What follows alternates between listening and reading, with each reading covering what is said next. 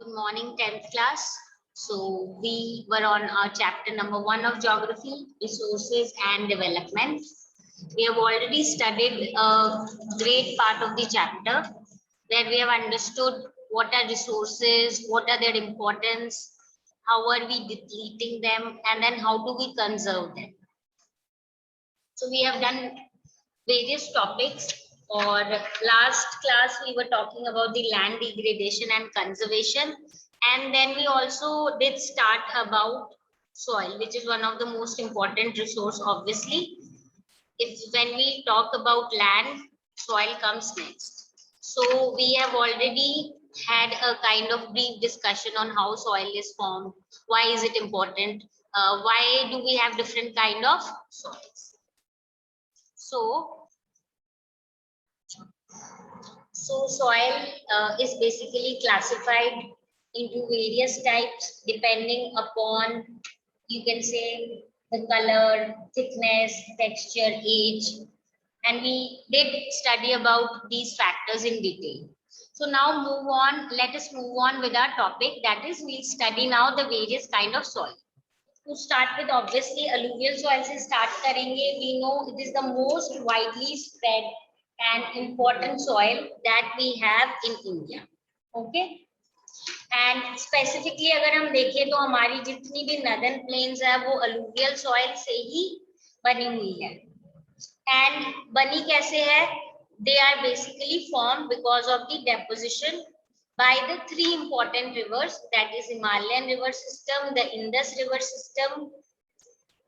Himalayan में आ जाए, Himalayan river systems जो है जिनमें इंडस, गंगा और ब्रह्मपुत्र रिवर सिस्टम जो है, इन तीनों के कारण ही हमारी जो अलुवियल प्लेन्स है, northern plains वो फॉर्म हुई है. We know the rivers come from these rivers come from mountainous areas and bring lot of soil and deposit it in the plain area. So basically इसीलिए they are extending to the northern plains, but they also extend to certain parts of Rajasthan and Gujarat also, some parts of it. Alluvial soil जो है, it is even found in our eastern coastal plains, particularly the deltas of Mahanadi, Godavari, Krishna and Kaveri. We know कि जब भी delta form होते हैं तो उस area में जनरली प्लेन एरिया ही फॉर्म होगी, ठीक है, बिकॉज ऑब्वियसली वहां पे भी बहुत ज्यादा डेपोजिशन होता है of sand, silt, clay etcetera. So that is why अगर briefly हम describe करना चाहें तो northern plains along with some parts of Rajasthan, Gujarat, and also you can say the coastal areas where deltas are formed of Mahanadi, Godavari, Krishna and Kaveri. Now we know alluvial soil is very fertile soil. It consists of sand, silt and clay. Now as we move inland toward the river valleys, the soil particles appear somewhat bigger in size. यानी हम जैसे जैसे river valley की तरफ move करेंगे तो जो soil के पार्टिकल्स हैं, जो ग्रेन्यूल्स हैं, वो साइज में क्या होंगे? बड़े होंगे. ओके. और जो upper reaches of the river valley है, यानी ब्रेक ऑफ दी स्लोप, जहाँ पे स्लोप खत्म होके प्लेन एरिया शुरू होने वाली है, वहां पे जो सॉइल है वो थोड़ी कोर्स होती है, रफ होती है, थोड़ी सी कंपैरेटिवली बिगर इन साइज होती है. तो as we go towards the river valleys, fine हमारे पास जो पार्टिकल्स हैं, they are basically, we notice they are bigger, but towards the reaches of the river valley near the place break of slope जो है, वहां पे soil क्या होती है? थोड़ी सी coarse होती है. Coarse means rough. Okay. So we need to just understand here कि size wise अगर हम देखें तो river valley की साइड bigger होती है size पे, और upper reaches में size may not be that big but course होती है, रफ होती है, ठीक है. तो ऐसी जो सॉइल्स है, they are common in piedmont plains like Duars, केओस and Terai. Now piedmont area क्या होती है? बेसिकली जहां पे माउंटेन्स का समवेयर फुटहिल्स होता है और नई प्लेन एरिया स्टार्ट होती है. तो such soils are more common in these piedmont plains. Okay, let me just repeat it once again. River valleys के साइड पे जो हमारे सॉइल पार्टिकल्स होते हैं वो थोड़े बड़े लगते हैं साइज पे, जबकि upper reaches of the river valleys है उसमें हम नोटिस करेंगे कि जहाँ पे स्लोप ब्रेक होती है वहां पे सॉइल जो है वो कंपैरेटिवली कोर्स होती है, और ऐसी टाइप की हमें जो सॉइल है वो पिगमेंट प्लेन्स पे मिलती है। अब तो हमने ग्रेन की साइज की बात कर ली कि जो ग्रेन्यूल्स होते हैं, जो पार्टिकल्स होते हैं साइज के, वो कैसे होते हैं, बट उसके अलावा और बहुत सारी चीजें हैं जिससे रिलेटेड अपने इसके कैरेक्टरिस्टिक्स को डिफाइन कर सकते हैं। सो बेसिकली एज के बेसिस पे भी हम डिफाइन करते हैं, and you must be, if you must have studied in your, I suppose 9th class, कि इन दो टाइप की हमारी सॉइल्स होती है with in alluvial, Bangar and khaddar. Okay, तो बंगर क्या होती है, कंपैरेटिवली ओल्ड अलूवियल होती है, और खदर न्यू अलूवियल होती है। जैसे मैंने बोला एज के बेसिस पे हमने इनको डिस्टिंग्विश किया है। तो ओल्ड अलूवियल वो होती है जिसको फॉर्म हुए काफी टाइम हो चुका है, मेनी इयर्स हैव गॉन। और न्यू अलूवियल कौन सी होती है, which is actually renewed almost every year because of coming of lot of sediments along with the rivers from the mountains। तो बंगर सॉइल जो होती है कंपैरेटिवली कम फर्टाइल होती है, क्योंकि इसमें कंकर के नोड्यूल्स बहुत होते हैं। कंकर क्या होते हैं, छोटे छोटे पत्थर जैसे होते हैं। सो दीज कंकर nodules are present because of which bangar जो है वो कंपैरेटिवली लेस फर्टाइल होती है। जबकि जो खद्दर है, it this is more fertile, इसमें फाइन पार्टिकल्स होते हैं, and it is very good for the cultivation of crops. ऐसे तो ओवरऑल अगर हम देखें अलूवियल सॉइल जो it is very very fertile soil, इसमें बहुत सारे मिनरल कंटेंट होते हैं, पोटैश, फॉस्फोरिक एसिड, लाइम, जिसके कारण this is good for growth of sugarcane, paddy, beet, cereal and pulse crops also. But क्योंकि अलूवियल सॉइल बहुत फर्टाइल है, इसीलिए ज्यादातर लोग उसी के आसपास सेटल होना चाहते हैं, और इसीलिए वहां पे एग्रीकल्चर भी इंटेंसिव होती है, और डेंसली पॉपुलेटेड एरियाज होती हैं जहाँ पे भी अलूवियल सॉइल होता है। जो कुछ एरिया है जो अलूवियल सॉइल ही है पर थोड़े ड्रायर एरियाज में अपने को मिलती है, वो थोड़ी सी एल्कलाइन होती है।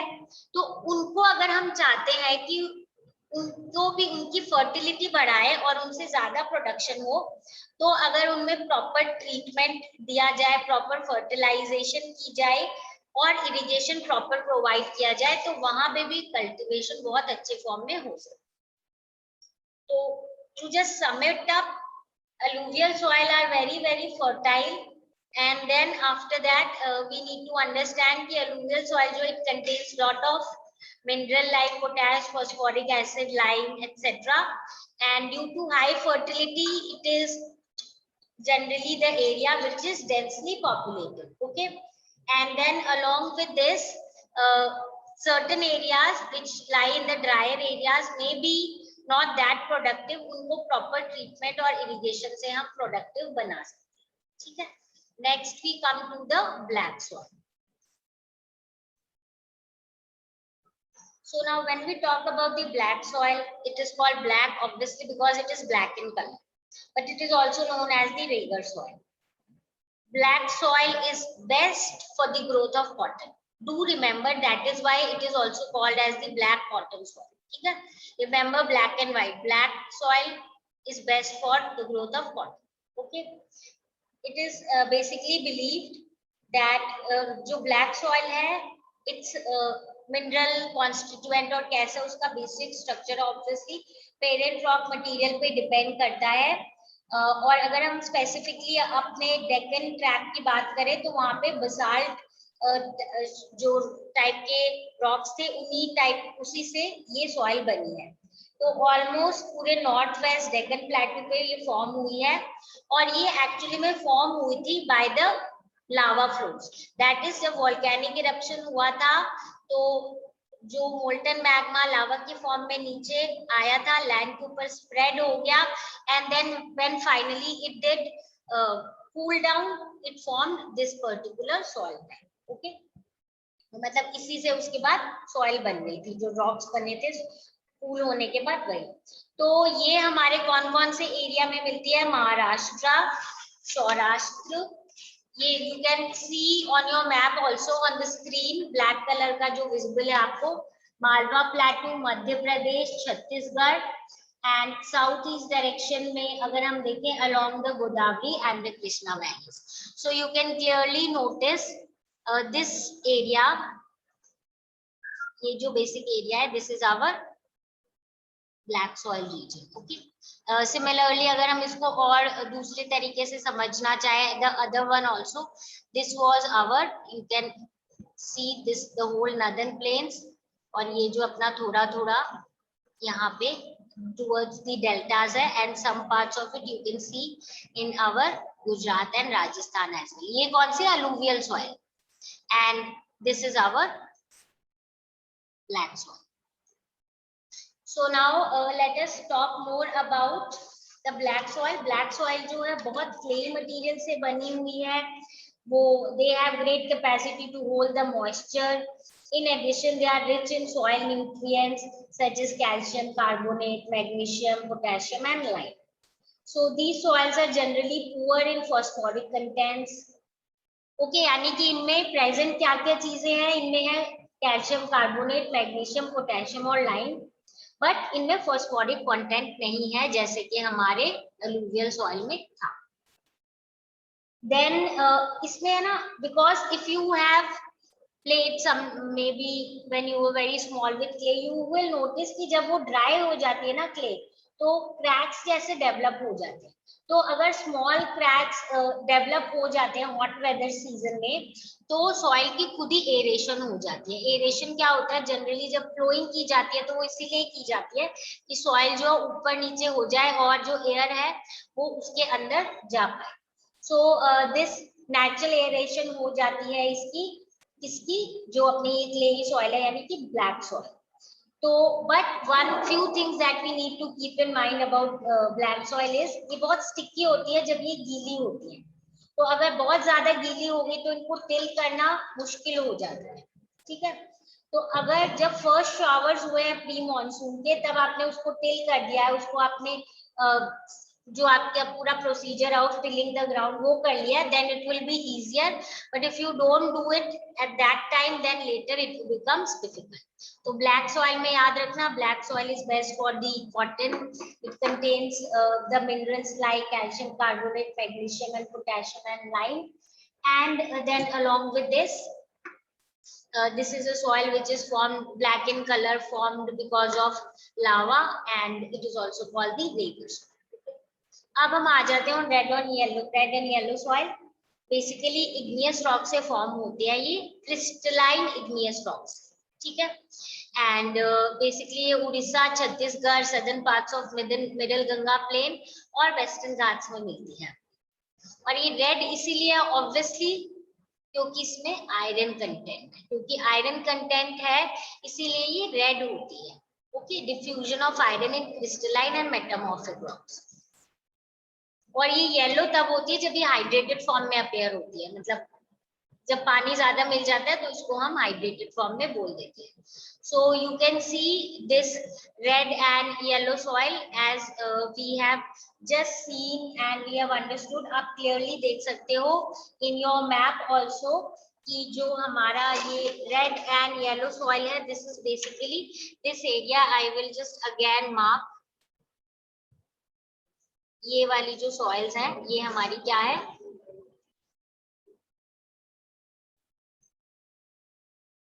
ये जो you can see the checks kind of drawn, this all is our red and yellow soil. अब आ जाते हैं on laterite soil.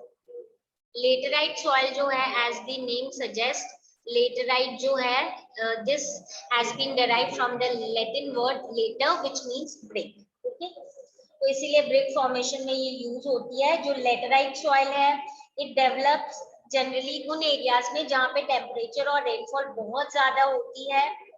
लीचिंग हो जाती है ड्यू टू हैवी रेनफॉल, पानी जो है वो कैरी कर लेता है सॉइल. तो ह्यूमस कंटेंट जो है सॉइल में वो बहुत लो होता है because most of the micro organisms जो हैं पर्टिकुलरली जो डीकम्पोज करते हैं जैसे बैक्टीरियाज और जो माइक्रो ऑर्गेनिजम्स है वो डिस्ट्रॉय हो जाते हैं। क्यों? क्योंकि हमने पढ़ा है ये कौन सी एरिया जहाँ पे टेम्परेचर बहुत ज्यादा होता है, तो इतने हाई टेम्परेचर में ये डीकम्पोजर्स जो है ये सरवाइव नहीं कर पाते हैं, because of which what happens is that this type of soil has very low humus content. Okay, and then इससे रिलेटेड अगर हम देखें तो ये कल्टीवेशन अगर इसमें मैन्योर और फर्टिलाइजर्स ऐड कर दिए जाए तो यहाँ पे कुछ कुछ पर्टिकुलर चीजों की एग्रीकल्चर की जा सकती है। Okay, so these soils are basically found in Kerala, Karnataka, Tamil Nadu, Madhya Pradesh. Now for this also you can have a look at the map. You can have a look at the map on your screen and you can also have a look at the map in your book. Okay, तो ये जो laterite soil है this is found in parts. You can see Tamil Nadu में है, हमारे केरला में है, these small ones that you can see here and there. Okay, I'll just mark it again. You can see this one and this one. Okay, and here. तो ये वाली जो है ये हमारी कौन सी है? here and there laterite soil है। and along with this as I said proper technique वगैरह जैसे they have used in places like Karnataka, Kerala and Tamil Nadu. That is why this type of soil is useful for growing trees and coffee. और specifically अगर हम बात करें red laterite soil की तो ये soil जो है तमिलनाडु, आंध्र प्रदेश और केरला में this is best suited for growing nuts like cashew nut. Okay, so you can also see laterite map. In this map you can see it is just spread over here and there by these red color, you can see them. Okay, so these are our laterite soil. Now moving on to the next type of soil, arid soil. Basically red to brown होती है colour में, हमें पता है desert area में found अपने को मिलेगी, सैंडी होती है टेक्सचर में, सैंड होता है ज्यादा, इसमें सलाइन होता है, सॉल्ट बहुत ज्यादा होता है एंड कॉमन सॉल्ट ऑब्टेन किया जा सकता है in certain areas by evaporating and separating salt from this area. Okay, and it is really also obtain. Now due to dry climate, high temperature, evaporation is faster and the soil lacks humus and moisture. Okay, so we will notice here that due to dry climate and high temperature, evaporation is faster here क्योंकि बहुत गर्मी होती है यहाँ पे और इसीलिए यहाँ पे भी ह्यूमस और मॉइस्चर नहीं होता है. एक चीज हमें जो ध्यान रखनी चाहिए, जो लोअर होराइजन्स होते हैं इस सॉइल के, दे आर ऑक्यूपाइड बाय कंकर because of increasing calcium content downwards. ठीक है, नीचे लेयर्स की तरफ कैल्शियम कंटेंट बहुत ज्यादा होता है. ओके, तो अब क्या होता है, कंकर की लेयर्स होती है एक्चुअली, तो कंकर लेयर की फॉर्मेशन के कारण क्या होता है, पानी बहुत ज्यादा नीचे इनफिल्टर नहीं हो पाता. इसीलिए अगर प्रॉपर इरिगेशन हो यहाँ पे तो यहाँ पे भी कल्टीवेशन की जा सकती है, जैसे some parts of Rajasthan the cultivation is done as of now. Now coming to the last type of soil, when we talk about the last type of soil, that is forest soil. These soils are found in the hilly and the mountainous areas where sufficient rainforests are available. Okay, तो ये वो soils हैं जो हिली और mountainous areas में मिलती हैं अपने को एंड ऑब्वियसली माउंटेनियस एनवायरनमेंट के हिसाब से पर्टिकुलर काइंड ऑफ सॉइल होती है, थोड़ी डिफर करती है अकॉर्डिंग टू द हाइट जहाँ पे ये सॉइल मिलेगी. लोमी और सिल्टी होती है ये वैली साइड्स पे और अपर स्लोप्स पे कोर्स ग्रेन होती है. ओके, रफ जैसी होती है थोड़ी. जो स्नो कवर्ड एरियाज है हिमालयाज की, क्योंकि वहां पे कंटिन्यूअस इरोजन जैसे होता है और डेन्यूडेशन होता है, इसीलिए वो एरिया एसिडिक है विद लो ह्यूमस कंटेंट. ठीक है, the soils found in the lower parts of the valleys particularly on the river terraces and alluvial fans are fertile. यानी जो लोअर पार्ट ऑफ वैलीज की तरफ अपने को मिलता है, नीचे की तरफ और रिवर की टेरेसेस की तरफ, और बहुत सारा अलूवियल एरिया जैसे फॉर्म होता है वो स्टिल फर्टाइल होता है। दैट मीन्स हम ये कर सकते हैं वेरी टाइप ऑफ सॉइल होता है, लोमी से सिल्टी तक होता है, वैली साइड पे कोर्स ग्रेन होता है, अपर स्लोप्स पे एसिडिक और लो ह्यूमस कंटेंट होता है स्नो कवर्ड एरियाज में। एंड उसके बाद along with this जो lower parts of valleys particularly river terraces और alluvial fans जहाँ पे होते हैं वो fertile होता है, तो that can be used for the agriculture purposes. So with this we complete the types of soil that are given in our book. Now we need to do soil erosion and soil conservation, which is our last topic. So now when we have understood that soil is so important, we have so different type of soils, and soil is actually something that we need for all the basic needs, okay, not only of humans but all the living creatures. But again we need to understand here that we are the people who are somewhere responsible in degrading and causing soil erosion, ठीक है। So हमें पता है denudation of the soil cover, removal of the topmost fertile layer and washing down these fertile layer of the soil is described as the soil erosion.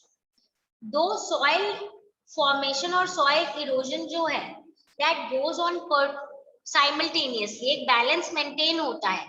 What happens is when soil is eroded from one place, it gets deposited at the other place. तो एक balance maintain होता है. But when this balance is disturbed या imbalance is created because specifically because of human activities, obviously it will lead to soil erosion and soil degradation. तो हमें पता है natural forces जैसे विंड, ग्लेशियर और water से तो होता ही है soil erosion, but human activities जैसे डिफॉरेस्टेशन, ओवरग्रेजिंग, कंस्ट्रक्शन, माइनिंग, ये सारी चीजें हमने लैंड डिग्रेडेशन में भी पढ़ी थी. All these also called soil erosion. अब अगर हम स्पेसिफिकली देखें तो running water which cuts through clayey soil and makes deep cracks and channels, इनको हम बोलते हैं गलीज. ये इतने बड़े इनमें गड्ढे जैसे हो जाते हैं, इतने डीप क्रैक्स हो जाते हैं, चैनल्स हो जाते हैं कि ये कल्टीवेशन के लिए अनफिट हो जाते हैं. और ऐसे लैंड को हम बोलते हैं बैड लैंड. और ऐसे बैड लैंड जो हमारे इंडिया में चंबल बेसिन में है, इनको हम बोलते हैं रेवाइन्स. ठीक है, ये तो हो गया अपना गलीज या बैड लैंड. क्या होता है जब वाटर फ्लो करती है किसी लैंड के ऊपर से और पूरी की पूरी एक एरिया जो है उसका ऊपर की एक पूरी की पूरी जो लेयर है उसको इरोड कर देती है, टॉप सॉइल पूरी की पूरी वॉश अवे हो जाती है, तो उसको हम क्या बोलते हैं, शीट इरोजन. क्योंकि ऊपर की पूरी जो लेयर है that has been wiped off, okay, obviously water flow के कारण, तो इसको हम बोल देते हैं शीट इरोजन. विंड भी हमें पता है जब फ्लो करती है, ब्लो करती है बहुत तेज, और अगर कोई वेजिटेशन नहीं है तो लूज सॉइल को वो इरोड कर देगी, and obviously this is called as the wind erosion.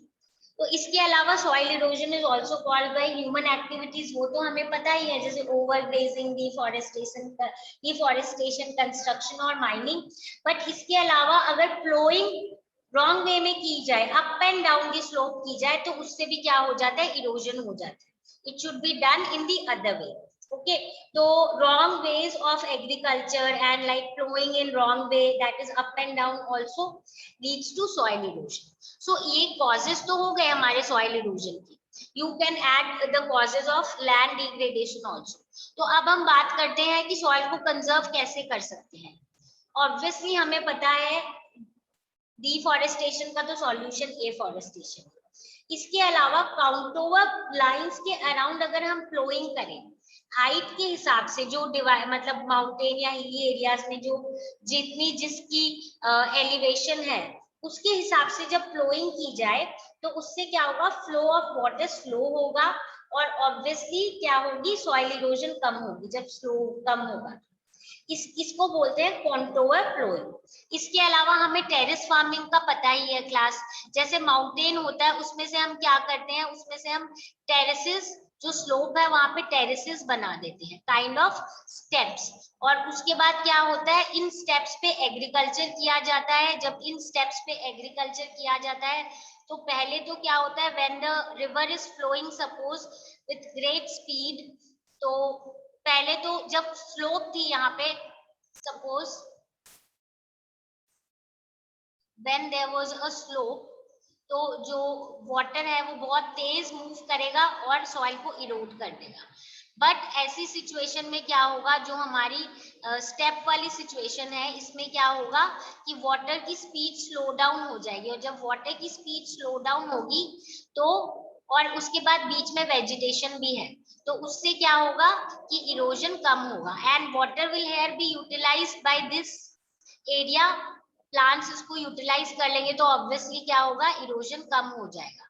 So this is what happens in the terrace farming. Okay, तो स्लोप्स पे पानी एक स्टेप से दूसरे स्टेप जब पहुंचेगा तो यूटिलाइज भी हो जाएगा यहाँ पे, और एक्स्ट्रा जो है वो नीचे जाएगा तो इतनी स्पीड में नहीं जाएगा, तो इरोजन नहीं होगी, और होगी भी तो वो नीचे लेयर पे डिपॉजिट हो जाएगी। ठीक है, I think you understand. River पानी आया, यूटिलाइज हुआ, सेडिमेंट यहाँ डिपॉजिट हुआ, फिर गया, तो इस तरीके से आपकी वेजिटेशन भी हो जाएगी by this river and all, and then from here आपकी सॉइल इरोजन भी कम हो जाएगी। Then along with this, after this terrace farming and contour flowing, यहाँ पे we need to, ये जो वेस्टर्न और सेंट्रल हिमालयाज है यहाँ पे टेरेस फार्मिंग होती है। लार्ज फील्ड जो उनको हम स्ट्रिप्स के फॉर्म में अगर डिवाइड कर दें और बीच में उनके कोई ग्रासेस या इस तरीके से लगा दें, देन अगेन क्या होगा, उससे भी हमारा जो सॉइल इरोजन है वो रुक जाएगा, क्योंकि बीच में दूसरे वेजिटेशन होंगे और ये वेजिटेशन जो है वो सॉइल को पकड़ के रखेंगे रूट से, तो इनका क्या होगा, सॉइल इरोजन नहीं हो जाएगा, नहीं होगा। देन अगर ये जो विंड इरोजन की बात करें, इसके लिए स्ट्रिप क्रॉपिंग, उसके अलावा शेल्टर, इसके अलावा जो हम बुशेस वगैरह इन अ रो लगा सकते हैं, इससे क्या होगा कि सैंड ड्यून्स जो है उनकी जो मूवमेंट हमने पढ़ी थी कि एक जगह से मूव होती हैं वो, फिर दूसरी जगह जाके डिपॉजिट करती हो जाती हैं, तो प्रॉब्लम क्रिएट हो जाती है अगर एग्रीकल्चर लैंड्स पे हो तो वो स्टेबलाइज हो जाएगी। इसके अलावा अगर रोज ऑफ ट्रीज एंड प्लांट्स हम लगा दें तो उससे भी क्या होगा, विंड्स का ऑब्स्ट्रक्ट होगा रास्ता, तो अगेन सॉइल इरोजन रुक जाएगी। वाटर का भी ऑब्स्ट्रक्ट होगा क्योंकि रूट्स को सॉइल पकड़ के रखेगी तो इरोजन कम होगा। So these are various ways how do we actually conserve our soil. So afforestation, contour plowing, terrace farming, strip farming, planting trees along shelter and that is shelter belts, and planting bushes to stabilize the movement of sand dunes, and obviously flowing in correct way and taking care of the other things जो हमने land conservation में पढ़ी थी, जैसे mining का ध्यान रखना कि उसके बाद उसको प्रॉपर लैंड को छोड़ के जाए, ओवर ग्रेजिंग पे control, afforestation and all these like contour plowing, terrace farming, strip farming and shelter belts, ये सारी चीजों, और फार्मिंग में बीच में अपने ये bushes वगैरह लगाना, and doing correct agriculture farming and following all the techniques which will conserve our soil, taking care of it. Okay, so with this obviously we can conserve our soil, which is the need of the hour. Okay, so as such we have completed the chapter. Towards the end of the chapter they have class, this is a picture of how do we do strip farming or all, you can understand. Now in our book 2 examples are given, if you notice it regarding, एक है village of सोकोमजरी जिसमें इन्होंने बोला है कि they have reversed the land degradation process and they have worked hard to bring improvement in the agricultural, or you can say the soil condition. And then next वाले picture में people कैसे manage, it is necessary to manage the ecological restoration and how people are trying to bring improvement. Okay, so with this we complete the chapter, and this question soil erosion and soil conservation is also important. So we have understood in detail about the different type of soils and soil erosion and conservation. And obviously, in total terms, we have understood resources, why are they important, what should be done, why is planning important, and conservation of, you can say, land and soil in particular. So with this, we have completed the chapter. If you have any doubt relating to whatever we have done in the chapter, you can come back with your doubts and we'll solve, discuss and solve all your problem. Okay. And before winding up class, just look at this. This is our mountain soil or forest soil, and this is arid soil. ये हमने की नहीं थी. So I'll just repeat it. Mountain soil, arid soil, black soil, alluvial soil, red and yellow soil, and these here and there late rain soil. So do remember them: black soil, mountain, alluvial, arid, red and yellow, and late rain. If you remember the map, you will find it easier to learn their locations. Okay. So whenever you learn their location, just also have a look at the map. It will help you in doing your map as well. Okay. We'll do the map of this chapter in our next class. So with this, we complete the chapter. So now we'll meet in the next class. If you have any doubt, do come with your doubts. Let's solve it. Give the chapter a reading. Now we'll meet in the next class.